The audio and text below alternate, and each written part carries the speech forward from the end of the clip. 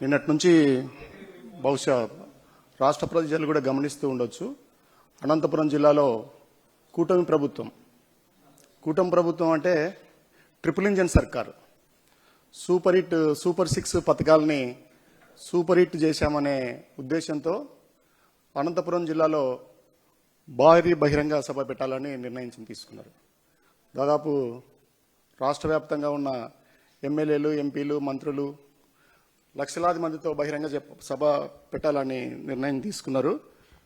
అంత పెద్ద బహిరంగ సభ పెట్టినప్పుడు నాకేమీ అభ్యంతరం ఏం లేదు దాని మీద.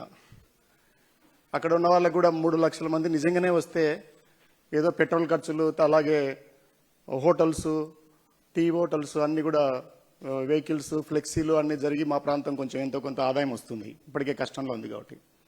కానీ నా అభ్యంతరం ఏంటంటే మీరు ఆ జిల్లాకు ఏం చేశారని, ఏమి తెచ్చారని మీరు అంత పెద్ద ఎత్తున సక్సెస్ అయిందని మీరు పెట్టగలుగుతారని నేను అడుగుతూ ఉన్నాను. నేను నిజంగానే వాస్తవాలు దాని గురించి మాట్లాడతాను. నన్ను ఒక ఆశ పెట్టుకున్నాను. మీరు ఇంతమంది పెద్దలు ట్రిపుల్ ఇంజన్ సర్కార్ ద్వారా వచ్చి మాట్లాడుతున్నప్పుడు ఆ ప్రాంత ప్రజలు ఎదుర్కొంటున్న సమస్యల గురించి మీరు ఏమైనా మాట్లాడతారేమో అని నేను భావిస్తున్నాను. మీరు బహిరంగ సభ పెడుతున్న ప్రాంతానికి కొన్ని కిలోమీటర్లే నడిచి కూడా పోవచ్చు. వాకబుల్ డిస్టెన్స్లోనే ఆర్డిటి ఉంది. ఆర్డిటి గురించి ఇంక నేను చెప్పాల్సిన పని లేదు. అది పూర్తిగా క్షీణ దిశలో కాదు, మూత దశలోకి వచ్చేసింది. దాన్ని రెన్యువల్ చేయట్లేదు. దాని గురించి మీరు ఏమైనా మాట్లాడతారా? అంతేకాకుండా దాని నుంచి ఇటువైపు వస్తే అక్కడి నుంచి కూడా నడిచిపోయేంత దూరంలోనే మీరు కుప్పానికి నీళ్లు తీసుకెళ్లారు. అది కూడా లైనింగ్ వేసి. లైనింగ్ అనే పదం ఎందుకు వాడుతున్నానంటే మా ప్రాంతం గురించి మీకు చెప్పాల్సి వస్తే ఈ తెలుగు రాష్ట్రాల్లోనే కాదు, దేశం మొత్తం మీద తక్కువ వర్షపాతం ఉండే ప్రాంతం అది. ఆ ప్రాంతం నుంచి మీరు నీళ్లు తీసుకుపోతున్నప్పుడు జీడిపల్లి నుంచి 20 కిలోమీటర్ల దూరంలో ఉండే కళ్యాణ దుర్గానికి కానీ రాయదుర్గానికి కానీ మీరు నీళ్లు ఇవ్వలేదు. బీటీపీ కాలువలు తవ్వలేదు. కాలువలో ఎవరు తవ్వలేదు? కళ్యాణ దుర్గం ఎమ్మెల్యేనే, ఎస్ఆర్ కన్స్ట్రక్షన్ అధినేతనే తవ్వలేదు. కుప్పానికి నీళ్లు తీసుకుపోయే క్రమంలో ఆయన రాత్రింబవళ్లు కష్టపడి కుప్పానికి నీళ్లు తీసుకుపోతున్నాడని చెప్తున్నాడు. మేము పూర్తిగా రీఛార్జ్ మీద ఆధారపడేటప్పుడు లైనింగ్ ద్వారా ఆ ప్రాంత ప్రజలకందరికీ కూడా ఇబ్బంది అయింది. అంతేకాకుండా కుప్పానికేమో చంద్రబాబు నాయుడు నాయకత్వం వహిస్తున్న కుప్పంకేమో మా ప్రాంతం నుంచి నీళ్లు వెళ్తున్నాయి, మాకైతే నీళ్లు లేవు, మాకు ఇవ్వట్లేదు. ఆయన తనయుడు లోకేష్ బాబు గారు, మంత్రి గారు ప్రాతినిధ్యం వహిస్తున్న ఏదైతే మంగళగిరి ఉందో, మంగళగిరికి అంతకుముందు ఉన్నప్పుడు ఎయిమ్స్ని తీసుకెళ్లారు. All India institute of medical సైన్స్ని తీసుకెళ్లారు. All India institute of medical science అనేది ఢిల్లీలో ఉంటుంది. అది ఎంత పెద్ద ఇన్స్టిట్యూషను, అక్కడ దేశవ్యాప్తంగా ఇప్పుడిప్పుడే పెడుతున్నారు. అలాంటి ఇన్స్టిట్యూషను అనంతపురంకి వస్తే మీరు వెళ్ళి తీసుకెళ్ళిపోయారు దాన్ని. అలాగే నీళ్ళని, వాటర్ ఈజ్ లైఫ్, జీవమే జలమే జీవం, అలాంటి నీళ్ళని మాకు ఇవ్వకుండా మీరు కుప్పానికి తీసుకెళ్లారు. మాకెప్పుడు ఇస్తారని అడుగుతున్నాను. 8 ఏళ్ల నుంచి మీరే కాంట్రాక్టరు, ఎస్ఆర్ కన్స్ట్రక్షనే కాంట్రాక్టర్. 8 ఏళ్ల నుంచి 18 నుంచి కాంట్రాక్టర్ మీరే. మీరు కుప్పానికి నీళ్ళైతే 3 నెలల్లో ఇచ్చారు. ఎప్పుడో ఆగస్టులో స్టార్ట్ చేసి రాత్రింబవళ్ళు కష్టపడి 3 నెలల్లో నీళ్లు తీసుకెళ్తున్నానని చెప్తున్నారు. ఈ ప్రాంతానికి నీళ్లు ఇవ్వడం గురించి ఈ సభలో మీరు ఏదైనా మాట్లాడతారా? అంతేకాకుండా ఆర్డిటికి సంబంధించి దాదాపు 69 సంవత్సరాల నుంచి అక్కడ నడుస్తూ ఉంటే ఆర్డిటి దాన్ని మీరు పట్టించుకోలేదు. ఒకసారి అయితే పోయి వచ్చారు ఢిల్లీకి, ఏం జరిగిందో ప్రజలకు ఏం చెప్పలేదు. మీటింగ్లు అయితే పదే పెట్టారు. మీడియాలో కూడా లోకేష్ బాబు గారు ఫోన్ చేశారు, ఢిల్లీలో ఫైల్ కదిలిందని రాసుకున్నారు, ఏం జరిగిందో తెలియదు. ఆర్థిక శాఖ మంత్రి అక్కడే ఉన్నారు, ఆరోగ్య శాఖ మంత్రి అక్కడే ఉన్నారు, జనసేనకు కూడా సంబంధించిన నాయకులు కూడా అక్కడ ఉన్నారు, బీజేపీకి సంబంధించిన మంత్రి కూడా మా జిల్లాలో ఉన్నారు. మీరైతే టికెట్లు తీసుకునేటప్పుడు ఎంత టైం కేటాయించుకుని ఉంటారు? కూటమి ప్రభుత్వం ఏర్పాటు చేసే టైంలో ఎమ్మెల్యేలు, ఎంపీలు పంచుకునేటప్పుడు మీరు ఎంత టైం తీసుకుని ఉంటారు? మంత్రి పదవులు తీసుకునేటప్పుడు కూడా మీరు ఎంత టైం తీసుకుని ఉంటారు? ప్రజలకు సంబంధించిన ఆర్డిటికి రెన్యువల్ తీసుకురావడానికి మీకు ఎందుకు టైం దొరకట్లేదు? దాని గురించి మాట్లాడలేకపోతున్నారు. అది మీకు ఎందుకు ముఖ్యమైన అంశం కాకుండా పోతుంది అని నేను అడుగుతున్నాను. మీరు ఏదైతే చెప్తున్నారో P4 అని ఏదైతే చెప్తున్నారో ఆ P4 లాంటిదే ఆర్డిటి అనేది. ఎక్కడో స్పెయిన్ నుంచి కొన్ని 20,000 కిలోమీటర్లు వచ్చేసి ఆయన ఆర్డిటి సంస్థను నడిపి ఇప్పటి వరకు సాధించుకొని వచ్చారు. దానికి ఆర్డిటి సంస్థలో 69 సంవత్సరాల చరిత్రలో చూస్తే 1969 నుంచి ఎన్నో కష్టాల్లో అది ఎదుర్కొంటూ వచ్చింది. ఒక దశలో అయితే నాకు తెలిసి 1973-74 అనుకుంటాను, 21 సార్లు హైకోర్టుకు వెళ్ళారు వాళ్ళు. ఈ టైంలో ఒక్క సంవత్సరంలో, ఒక్క ఆర్థిక సంవత్సరంలో 21 సార్లు వెళ్ళినారంటే వాళ్ళకు ప్రజల నుంచి ఎంత మద్దతు ఉండింటుంది, పార్టీల నుంచి ఎంత మద్దతు ఉంటుంటుంది, ఎక్కడి నుంచో స్పెయిన్ నుంచి వచ్చిన ఆయన అన్నిసార్లు న్యాయ పోరాటం తీసి నిలుపుకుంటున్నాడంటే ఈ ఆధునిక కాలంలో మీరు ఎంత గొప్పగా చెప్పే రోజుల్లో, ట్రిపుల్ ఇంజన్ సర్కార్ ఉన్న రోజుల్లో మీరు రెన్యువల్ తీసుకురాలేకపోతున్నారు. ప్రజలకు ఏమని చెప్తారు? మీకు ఎలాంటి హక్కు ఉంటుంది? ఎలా ఉంటుందంటే మీరు ఫీ4 మాట్లాడుతుంటే అనంతపురం జిల్లాలో, ఉమ్మడి జిల్లాలో ఉండేవాళ్ళు లబ్ధిదారులు అందరి కాళ్ళను నరికేసి ఒక జైపూర్ ఫూటు ఏదో పాదం ఉంది కదా, అది తీసుకొచ్చి అతికిచ్చినట్టుగా ఉంటుంది. అంత గొప్ప సంస్థని మీరు బొందలు పెడుతూ ఉన్నారు. అందువల్ల దాని గురించి మీరు మాట్లాడాలని నేను కోరుకుంటూ ఉన్నాను. ఇది సరైన సమయం అని నేను భావిస్తున్నాను. ప్రజల వైపున, ప్రాంతం వైపున, మా పార్టీ తరపున కూడా నేను మిమ్మల్ని అడుగుతూ ఉన్నాను. రేపు మీరు పెట్టబోయే సభ ఏదైతే ఉందో దీంతో స్టార్ట్ చేయాలని. అంతేకాకుండా నేను ఇంకొక మాట ఏం చెప్తున్నానంటే, ఇప్పుడు ముఖ్యంగా ఆంధ్రప్రదేశ్లో సనాతన ధర్మం అనే కాన్సెప్ట్ బాగా పెరిగిపోతుంది. దాని నుంచి నేను కూడా ఒక మాట చెప్పాలనుకుంటున్నాను. సత్యమేవ జయత్ అనే ఒక వర్డ్ ఉంటుంది, మనకందరికీ తెలుసు. ఇప్పుడు నేషనల్ యాంథమ్ అంటే ఏదో చెప్పగలరు, నేషనల్ బర్డ్ అంటే ఏందో చెప్పగలరు, అలాగే నేషనల్ అనిమల్ అంటే ఏమో చెప్పగలరు. కానీ నేషనల్ మోటో ఒకటి ఉంది. నేషనల్ మోటో ఏమిటంటే సత్యమేవ జయతే, ఎప్పుడు కూడా సత్యమే జయిస్తుంది అని. ఇది ఎక్కడి నుంచి తీసుకున్నారంటే భారతదేశంలో ఉన్న ఇతిహాసాలు, దాదాపు 108 ఇతిహాసాల్లో ముండకోపనిషత్ అనే దాని నుంచి తీసుకున్నారు. 1918లో పండిట్ మదన్ మోహన్ మాలవీయ దీన్ని ప్రాచుర్యంలోకి తెచ్చాడు. మీ ఇష్టం వచ్చిన చోట చూసుకోండి, నేషనల్ ఎంబ్లం ఉన్న చోటంతా 4 సింహాలు 3 సింహాలు కనిపిస్తుంటాయి, కింద సత్యమేవ జయత్ అని రాసి ఉంటుంది. అంటే దాని అర్థం ఏంటంటే ఎప్పుడైనా సత్యం జయిస్తుంది అని. నేను ఈ మాట ఎందుకు చెప్తున్నట్టే, మీరు ఆర్డీటీకి నష్టం చేస్తున్న మాట నిజం కాదా? అలాగే కుప్పానికి, మా ప్రాంతానికి కళ్యాణదుర్గానికి, అలాగే రాయదుర్గానికి, మిగతా ప్రాంతాలకు నీళ్లు ఇవ్వకుండా తీసుకుపోతున్నది నిజం కాదా? మాకు నీళ్లు ఇవ్వకుండా వాళ్ళకి ఇవ్వడం అనేది నిజం కాదా? అంతేకాకుండా ఎయిమ్స్ మా దగ్గర ఉన్న ఇన్స్టిట్యూషన్ మంగళగిరికి తీసుకురావడం నిజం కదా? నాకేం మంగళగిరి ప్రజల మీద ఏం కోపం లేదు, కానీ ఒక ఇన్స్టిట్యూషన్ ఉంటే ఎన్నో ఉద్యోగాలు, డ్రైవర్లు కావచ్చు, ప్రొఫెసర్లు కావచ్చు, అటెండర్లు కావచ్చు, మా దగ్గర ఉండేటివి కదా. మీరు ఆల్టర్నేటివ్ అన్నా చేయాలి కదా. కనీసం జగన్ అన్న ఏం చేశాడు? పెనుగొండకు మెడికల్ కాలేజ్ తెచ్చాడు. ఎయిమ్స్ అంత గొప్పది కాకపోయినా మెడికల్ కాలేజీనన్నా మీరు బతకనివ్వాలి కదా. ఈరోజు దాన్ని ఏం చేస్తున్నారు? పీపీపీ మోడ్లో, పీపీపీ మోడ్ అని పబ్లిక్ ప్రైవేట్ పార్ట్నర్షిప్ కింద ఇస్తున్నారు. ఒకటేమో పీపీపీ మోడ్లో నష్టం జరుగుతుంది, రెండోదేమో P4లో నష్టం జరుగుతుంది. ఇలా మీరు ప్రజలకు నష్టం చేస్తూ ఉన్నప్పుడు ఈ సనాతన ధర్మము ఏదైతే సత్యమేవ జయతే ఉందో దాని గురించి నేను మాట్లాడుతున్నాను. అంతేకాకుండా ఇంకొక మాట కూడా చెప్పదలుచుకున్నది ఏంటంటే, మీరు వచ్చే వాళ్ళు ఎంతమంది వాళ్ళైనా సరే, ఎంతమంది ఎమ్మెల్యేలు వస్తారో, ఎంపీలు వస్తారో, మంత్రులు వస్తారో, అక్కడికి మైక్ పట్టుకున్నప్పుడు నేను ఒక మాట గట్టిగా ఓపెన్ ఛాలెంజ్ విసురుతున్నాను. ఏ ఎమ్మెల్యే అయినా సరే, ఏ ఎంపీ అయినా సరే, ఏ పార్టీకి చెందిన వాళ్ళైనా సరే, మీ నియోజకవర్గంలో బెల్ట్ షాపులు నడుస్తున్నాయా లేదా చెప్పండి. ఒక్క బెల్ట్ షాపు కూడా నడవకపోతే ఇచ్చాపురం నుంచి హిందూపురం వరకు, లేదా రివర్స్లో హిందూపురం నుంచి ఇచ్చాపురం వరకు ఎవరైనా ఎమ్మెల్యే నా దగ్గర బెల్ట్ షాపులు నడవట్లేదు అని చెప్పగలిగేవాడు ఉంటే నేను అతని మొహం చూడాలనుకుంటున్నా. నాకుండే నెట్వర్క్ నాకుంది. ఒకవేళ ఆయన ప్రకటిస్తే లేదు అని, నా దగ్గర బెల్ట్ షాప్ ప్రకటిస్తే నేను 4 రోజుల వ్యవధిలో ఆ నియోజకవర్గంలో ఏ మండలంలో, ఏ వీధిలో, ఏ గ్రామంలో బెల్ట్ షాపులు నిర్వహిస్తున్నారో నేను చెప్తాను. మీరు మద్యం ద్వారా అక్రమంగా సంపాదిస్తున్నారు. ఒక్కొక్క బాటిల్కి 10 రూపాయల నుంచి 30 రూపాయలు, 40 రూపాయలు ఎక్కువ తీసుకొస్తున్నారు. ఇది సాక్షి పేపర్ కూడా కాదు, ఆంధ్రజ్యోతి పేపరే. ఇదిగో మా జిల్లా నుంచే నెల కూడా తిరగలేదు, 1వ తేదీ వచ్చి ఉంది. అక్రమ మద్యం వరదలాగా ప్రవహిస్తుంది. మద్యంలో ఈ గవర్నమెంట్ ఈ సమయంలో ఈ ప్రభుత్వంలో సంపాదిస్తున్నంత డబ్బులు గతంలో ఎప్పుడు ఎవరు సంపాదించలేదని నేను ఛాలెంజ్ విసురుతున్నా, ఓపెన్ ఛాలెంజ్. మీరు ఒక బాటిల్ మీద, నేనే మొన్న ఇక్కడే ప్రకటించి ఉన్నాను, ఎక్సైజ్ మినిస్టర్ గారిని అడిగి ఉన్నాను, లేదా ఎక్సైజ్ కమిషనర్ని, ప్రిన్సిపల్ సెక్రటరీని అడిగాను, వచ్చి వెరిఫై చేయండి మీరు.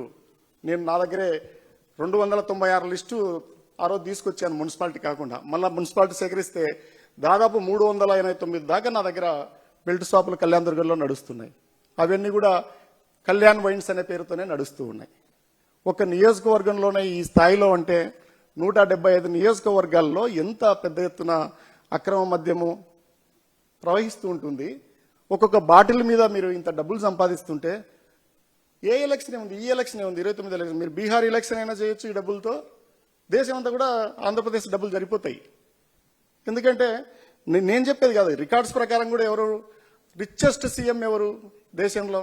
చంద్రబాబు నాయుడు గారు. ఎంపీలు రిచెస్ట్ నెంబర్ 1, మీరు మొత్తం ఎంపీల లిస్టు తీసుకోండి, నెంబర్ 1 రిచెస్ట్ పార్టీ ఏదంటే, ఎంపీలు ఉన్న పార్టీ ఏదంటే తెలుగుదేశం పార్టీ. వైసీపీ పార్టీ ఎంత ఉందో తెలుసా? 9వ స్థానంలోనో 10వ స్థానంలోనో ఉంది. మా ఎమ్మెల్యే గారే ఆగర్భ శ్రీమంతుడు అని చెప్తూ ఉంటారు. ఎమ్మెల్యేలు రిచెస్ట్, ఎంపీలు రిచెస్ట్, సీఎం రిచెస్ట్. ఇంత రిచెస్ట్ అయినప్పుడు పేదవాడు తాగుతున్న బాటిల్ మీద 10 రూపాయలకి, 30 రూపాయలకి, 40 రూపాయలకి ఆశపడాలండి? ఒకవేళ నేను ఇది చెప్తున్నది అబద్ధమైతే మీరు చెక్ చేయండి. అంతేకాకుండా ఎమ్మెల్యేలో, ఎంపీలో చెప్తేనే ఆఫీసర్లు పనిచేయాలా? మామూలుగా మీకు బాధ్యత ఉండదా? బెల్ట్ షాపులు ఏ టైంలోకి ఎక్కడి నుంచి ఎక్కడికి పోతున్నాయో మీకు తెలియట్లేదా? మీరు పట్టుకోలేకపోతున్నారా? నిజంగానే ఆ షాపులు వేలల ప్రకారం, సమయం ప్రకారం పనిచేస్తున్నాయా లేదా? అవి పట్టించుకోవాల్సిన అవసరం మీకు ఉండదా? మీరు ఎమ్మెల్యేలు చెప్తేనే, మంత్రులు చెప్తేనే ఉద్యోగాలు చేస్తారా? మీరు జీతాలు తీసుకోవట్లేదా? ప్రజలకి ఏం చెప్పదలుచుకున్నారు? ఇలాంటి అక్రమ పద్ధతుల్లో విపరీతంగా డబ్బులు వచ్చినాక వ్యవస్థలు ఏమైపోతాయి? అందువల్ల మీరు ఏదైతే సూపర్ 6ను సూపర్ హిట్గా మీరు భావించి అక్కడ పెడుతున్నారో, ఎందుకంటే ఒకే ఒక కారణం ఏమై ఉండొచ్చు, అక్కడ ఎమ్మెల్యేలు, ఎంపీలు అందరూ కూడా గెలిచినారు అనే దాంతో. కానీ ప్రజలు ఓడిపోయినారు. ప్రజలు ఓడిపోయిన పద్ధతులు కూడా చెప్పాను. ఇన్స్టిట్యూషన్స్ పోగొట్టుకున్న పద్ధతి చెప్పాను, ఎయిమ్స్ లాంటిది. అలాగే ఆర్డిటి సంస్థను పోగొట్టుకుంటున్న పద్ధతిని, అది పోయింది, ఇప్పటికే ఇబ్బందుల్లో ఉంది. దాని గురించి మీకు చెప్పాను. అలాగే మద్యానికి సంబంధించి ఇంత పెద్ద ఎత్తున అక్రమంగా మద్యం ప్రవహిస్తుంది, దాని మీద జరుగుతూ ఉంది. దీని గురించి ఏం మాట్లాడతారు అనే దాని మీద మీరు ఖచ్చితంగా ఒక నమ్మకం మీకు మీ మీద ఉంటే, ఎవరికైనా కూడా నా ప్రాంతంలో, నా నియోజకవర్గంలో జరగట్లేదని మీరు చెప్పదలుచుకుంటే మీరు ఖచ్చితంగా ఓపెన్ ఛాలెంజ్ వచ్చి అనంతపూర్లో సభలో మాట్లాడేటప్పుడు మీరు మాట్లాడొచ్చని తెలియజేస్తున్నాను. లేదా ముందే మీరు చెప్పదలుచుకుంటే మీడియా ముందుకు వచ్చి నా నియోజకవర్గంలో జరగట్లేదని ఎవరన్నా చెప్తే, ఆ ఎమ్మెల్యే ఎవరో, ఏ ప్రాంతమో నేను చూడాలనుకుంటున్నాను. ఈ ప్రజల తరపున నేను ఆ మాట అడుగుతున్నాను. అది ప్రతిపక్షంగా నా బాధ్యత కూడా నేను భావిస్తున్నాను. వాళ్ళు ఎంత రాజకీయమైన ప్రముఖులైనా పర్వాలేదు, హిందూపూర్లో ఎమ్మెల్యే గారు కావచ్చు, కుప్పం ఎమ్మెల్యే గారు కావచ్చు, లేదా మంగళగిరి ఎమ్మెల్యే గారు కావచ్చు, లేదా పీఠాపురం ఎమ్మెల్యే గారు కూడా కావచ్చు. ఇంకొకటి, పవన్ కళ్యాణ్ గారికి కూడా నేను చెప్పదలుచుకునేదంటే, డిప్యూటీ సీఎం గారు, మీరు ఎంతో ఆశతో ప్రజలు మీకు ఓట్లేశారు. మీరు అనంతపురం జిల్లాలో కూడా, అనంతపురం టౌన్లో కూడా ఎక్కడెక్కడ గుంతలు ఉన్నాయో తీసుకొచ్చి మీరు జెండాలు బాతి, కొంచెం ట్రాక్టర్తోనో బండితోనో మట్టి తీసుకొచ్చి వేసి, ఆ రోజుల్లో ఎలక్షన్ల ముందు నేను చెప్పేది, గుంతలు పూడ్చలేదని పెట్టారు. ఇప్పటికీ అట్లాగే ఉన్నాయి ఆ గుంతలు. మా ఇంటి దగ్గర కూడా, జేఎన్టీయూ దగ్గర కూడా ఒకటి మీరు వేసి ఉంటుంది. కానీ నేనేమనుకున్నానంటే, నేను ఎంపీగా ఉన్నప్పుడు అలాంటి పరిస్థితి ఉండకూడదని చెప్పేసి ఆ జేఎన్టీయూ ముందు, ముఖ్యంగా గెస్ట్ హౌస్ ముందు ఉన్న రోడ్డు మీద నేను ఆ రోజుల్లో రోడ్ వేయించాను మా సర్పంచ్ గారికి చెప్పి. ఇప్పటికీ అది బాగుంది. మీరు ఎక్కడెక్కడైతే రాష్ట్ర వ్యాప్తంగా సెల్ఫీలు పెట్టి ఉన్నారో జనసేన నాయకులు కానీ, తెలుగుదేశం పార్టీ నాయకులు, ఇప్పుడు సంవత్సరం అయిన తర్వాత మీరు అవేమైనా పూడ్చి ఉంటే ఈ సూపర్ 6లో మీరు సభలో మీరు మాట్లాడండి. ముఖ్యంగా అనంతపూర్లో ఆ పని మీరు చేసి ఉంటే, ఎక్కడైనా కూడా సెల్ఫీల ద్వారా మీరు చేసి ఉంటే ఇది మాట్లాడండి. అంతేకాకుండా సూపర్ 6 పథకాలకు సంబంధించి 4 పథకాలు మహిళలకే ఉన్నాయి. అవన్నీ ఎలా జరుగుతున్నాయి అనేది నాకంటే మహిళలే బాగా చెప్తారు. కానీ నేనైతే ఒక్క మాట చెప్పదలుచుకున్నాను, మా పార్టీ తరఫున, జగనన్న తరఫున. ఈ దేశం మొత్తం మీద స్వయం సహాయక సంఘాలకి, నేను ఆ సంఘాల్లో పనిచేసిన వాడిగా చెప్తున్నాను, ఎప్పుడు కూడా సంఘాలు, స్వయం సహాయక సంఘం ఎస్హెచ్జి అని పుట్టిన తర్వాత, యాక్చువల్గా అయితే అది మైరాడాకి సంబంధించింది, ఎస్సీజీతో స్టార్ట్ అయింది. ఒక 30 సంవత్సరాలు అయిండొచ్చు, 35 సంవత్సరాలు అయిండొచ్చు. అప్పటి నుంచి ఇవాళ వరకు దేశంలో ఏ ప్రాంతంలో కూడా మీరు అప్పులు చేయండి, మీ అప్పు మొత్తం తీరుస్తాను అని చెప్పి, అప్పులు ఎస్హెచ్జీల్లో ఉన్న అప్పులన్నీ తీర్చిన మహానుభావుడు ఒకే ఒక నాయకుడు, జగనన్న. ఆయన వచ్చిన నాటికి ఏదైతే అప్పు ఉండిందో దాదాపు 27,000 కోట్ల రూపాయలు వాళ్ళ సంఘాల్లో ఉన్న అప్పంతా కూడా తీర్చిన వ్యక్తి ఆయన ఒక్కడే. ఇప్పటి వరకు ఎవరు కూడా చేయలేదు. పావలా వడ్డీ ఇచ్చిన వాళ్ళని చూసి ఉంటాము, లేదా 0 వడ్డీ ఇచ్చిన వాళ్ళని చూసి ఉంటాం, కానీ అప్పు మొత్తం తీర్చిన వాళ్ళు ఎవరు లేరు. అప్పు తీర్చడంతో పాటు మళ్ళీ ఇంకొకటి కూడా ఏంటంటే, 75,000 రూపాయలు ఆంధ్ర రాష్ట్ర వ్యాప్తంగా మహిళలు గుర్తుపెట్టుకోవాలి జగనన్న ఏం చేసినాడు అనేది. దాదాపు ఒక్కొక్క మహిళకు 18,750 రూపీస్ ప్రకారం, 18,750 రూపాయల ప్రకారం ఒక సంవత్సరానికి 4 సంవత్సరాల్లో 75,000 ఇచ్చిన వ్యక్తి ఆయన.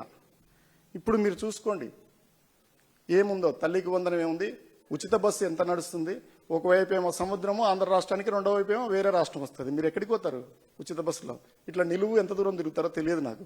నాకైతే ఉమ్మడి జిల్లాలో సగం మండలాలు మాకు ఆంధ్రప్రదేశ్ కర్ణాటక రాష్ట్రానివే ఉంటాయి. వీళ్ళు ఎక్కేలోపే పోతుంది. మా కళ్యాణదుర్గం అయితే ఇంక అసలు ఉండదు. దాటుతున్న 5-6 కిలోమీటర్లోనే మాకు బార్డర్ వచ్చేస్తుంది. అన్ని మండలాల్లోనూ కూడా వాళ్ళు ఎక్కడికి ప్రయాణం చేస్తారు? గ్యాస్ గురించి ఏం చెప్పాలో అది మీకే తెలియాలా. మహిళలు ఎంతో నమ్మకంతో చేశారు, కానీ మీరు చాలా ఆవేశంతో ఊగిపోయారు ఆ రోజుల్లో. మహిళల మీద అగత్యాలు వస్తే మేము ఇప్పటికి కూడా రిపోర్ట్ చేసి ఉన్నాం పార్టీ తరఫున, పత్రికల్లో కూడా వస్తుంది. మహిళల మీద, పర్టికులర్గా ఆడవాళ్ళ మీద జరుగుతున్న అగత్యాలు మీకు ఎంతో నమ్మకంతో ఉన్నారో అవన్నీ కూడా అరికట్టండి. వీటి గురించి లిస్ట్ అవుట్ చేయండి. మీరు సంవత్సరం రోజుల్లో ఎక్కడెక్కడ మహిళల మీద అత్యాచారాలు జరిగాయి, దానికి మీ పార్టీ ఏం చేసిందని. నేను ఒక్కటే చెప్పదలుచుకున్నాను. సుగాలి ప్రీతి విషయంలో కూడా పవన్ కళ్యాణ్ గారు చెప్తున్నారు, నేను గట్టిగా ప్రశ్నించడం వల్ల 10 కోట్ల రూపాయలు దిన్నదేవరపాడులో సుగాలి ప్రీతి కుటుంబానికి 5 ఎకరాల భూమి ఇచ్చినారు, ప్రభుత్వ ఉద్యోగం ఇచ్చినారని. మీరు ప్రశ్నించడం వల్లనే మీకు మంచి జరిగేటట్టుంటే, ప్రజలకు మంచి జరిగేటట్టుంటే మీరు ప్రతిపక్షంలోనే ఉండి ప్రశ్నించాలా. అదే ప్రజలకు మేలైతే ఆ పని జరగాలి. కానీ ప్రభుత్వంలోకి వచ్చి ప్రభుత్వాధినేతగా ఉండి మీరు ఏం చేయలేనప్పుడు మీకు ఆ పదవులు దేనికి? మీరు అంటే అందరూ ఆ నమ్మకంతోనే కదా చేసి ఉంటారు. కనీసం మా ప్రభుత్వంలో ఏదైనా జరిగినప్పుడు ఆ శవాలను తీసుకొచ్చి మీరు ధర్నా చేస్తుంటారు. శవాలను కూడా దొరకకుండా మీరు ముచ్చుమరిలో నందికొట్కూరు మండలంలో చేస్తారు. ఇవన్నీ కూడా గమనిస్తూ ఉన్నారు. ఇంత తొందరపడి మీరు పెడుతూ ఉన్నారు. సూపర్ హిట్ అయిందని నేను నా బాధ్యతగా భావిస్తున్నాను. నాకేం అసూయ లేదు, ద్వేషం లేదు మీ కూటమి ప్రభుత్వం మీద. మీరు పనిచేస్తున్న పద్ధతి మీద ప్రతిపక్షంలో ఉన్నాను కాబట్టి నా బాధ్యతగా, నా పనిగా, నా ఉద్యోగంగా నేను భావించి జరగబోయే ముందే, ఓ 4 రోజుల ముందే నేను వచ్చి ముందు మాట్లాడుతున్నాను. నిజంగా కూడా బెల్ట్ షాప్ ఓపెన్ ఛాలెంజ్, చాలా ఓపెన్ ఛాలెంజ్లు చేశారు. చూస్తున్నాం, ఐస్ బకెట్ ఛాలెంజ్ అని, ట్రీ ఛాలెంజ్ అని, ఆ ఛాలెంజ్ అని. నేను ఈ ఛాలెంజ్ విసురుతున్నాను కూటమి ప్రభుత్వానికి. ఇది చూడండి. అలాగే ఆర్డిటి గురించి కూడా మీరు చెప్పండి. మహిళలకు సంబంధించిన విషయాల మీద మీరు మాట్లాడండి. అంతేకాకుండా మా కాంపెన్సేట్ ఏమైనా చేయగలుగుతారేమో చూడండి. ఎయిమ్స్ తీసుకెళ్లారు, దానికి కాంపెన్సేషన్గా మా పెనుగొండ మెడికల్ కాలేజీ దాన్ని చేయగలుగుతారా? అలాగే నీళ్లు కుప్పాంకి తీసుకెళ్లారు, మా దగ్గర కళ్యాణదుర్గానికి ఎప్పుడు ఇస్తారు? ఆ కాంట్రాక్టర్ గారు, ఎమ్మెల్యే గారు వాళ్ళు మాట్లాడాలా. ముఖ్యంగా ముఖ్యమంత్రి గారు ఎన్నిసార్లు మా ప్రాంతానికి వచ్చి ఈ మాటలు చెప్పిపోయినారు. ఏదైనా మాకు కాంపెన్సేట్గా రాయదుర్గం మండలంలో ఏమైనా ఉంతకల్లు రిజర్వాయర్ ఏమైనా మీరు హామీలు ఇచ్చినట్టుగా ఒక కొత్త రిజర్వాయర్ ఏమైనా చేయగలుగుతారా అని కూడా నేను ఆశిస్తున్నాను. మీరు కుప్పంకి నీళ్లు ఇచ్చిన పద్ధతి చూస్తే, మీరు చేసుకున్న సంబరాలు చూస్తే, అక్కడ ధవళేశ్వరం ఆనకట్ట ప్రారంభించిన రోజు కూడా అంత సంబరాలు అయ్యిండవు. నాగార్జున సాగర్ ప్రారంభించినప్పుడు కూడా ఇంత ఉత్సవాలు చేసి ఉండరు. శ్రీశైలం ప్రాజెక్టు ప్రారంభించినప్పుడు కూడా ఎవరు పండగ ఇంత పెద్ద ఎత్తున చేసుకుని ఉంటారు. అదేదో కుప్పంకి నీళ్ళు ఇవ్వడము అది పెద్ద గొప్పగా మీరు ఫీల్ అవుతున్నారు. మరి మాకు కూడా నీళ్ళు ఇస్తే అప్పుడు మీరు చేసినది నిజం అనుకుంటాం. ఎందుకంటే మేము 20 కిలోమీటర్ల దూరంలో ఉన్నాం. కుప్పం దాదాపు 330 కిలోమీటర్ల దూరంలో ఉంది. 3 నెలల్లో మీరు ఇచ్చారు. 8 సంవత్సరాల నుంచి మమ్మల్ని పట్టించుకోలేదు. అందువల్ల ఈ విషయాలన్నీ నేను ముఖ్యమైనవిగా నేను భావిస్తున్నాను. ఇది ప్రజల గొంతుకగా మీరు ఫీల్ అవ్వండి. వాళ్ళందరూ వచ్చి అడగలేరు కాబట్టి, మిమ్మల్ని అడగలేరు కాబట్టి మీరు చాలా పెద్ద ఎత్తున ఉంటారు. ఎందుకంటే మీకు ఇంకా బలం ఎక్కువైపోయి మెడలు బలిసిపోయినాయి, తిరిగి చూసే పరిస్థితిలో కూడా లేరు ప్రజల వైపు. అందువల్ల నేను నా బాధ్యతగా భావించి వచ్చి మాట్లాడుతున్నాను. Thank you brothers.